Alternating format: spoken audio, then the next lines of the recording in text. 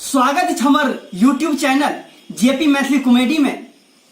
आओ बहन ललिता सो एक सुंदर सन कभी राम बन के कभी श्याम बन के हारमोनियम धुन सुनै छी। यदि नीक लगे तो जरूर अपन आशीर्वाद दी। बहन ललिता अहाँ बजाओ ई धुन जे कभी राम बन के और कभी श्याम बन के।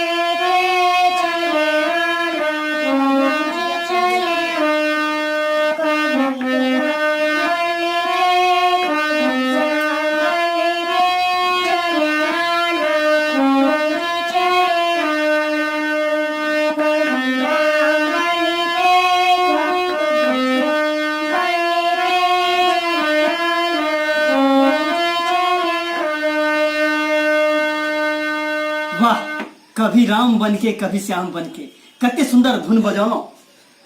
हमरा आशा नहीं संपूर्ण विश्वास है जे अपने सबके जरूर नीक लागल है। बस अपने सबसे आग्रह विनती जे वीडियो के ज्यादा से ज्यादा शेयर करी, ए बच्चा के मिथिला में एक पहचान दिलाबी और ये बच्चा हमरा विश्वास है जरूर आगा जाके बढ़िया से बढ़िया म्यूजिशियन म्यूजिक के क्षेत्र में अपन नाम बनाओ।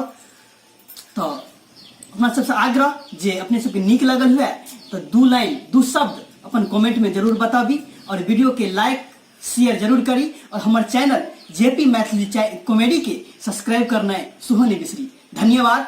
जय मिथिला, जय मैथिली।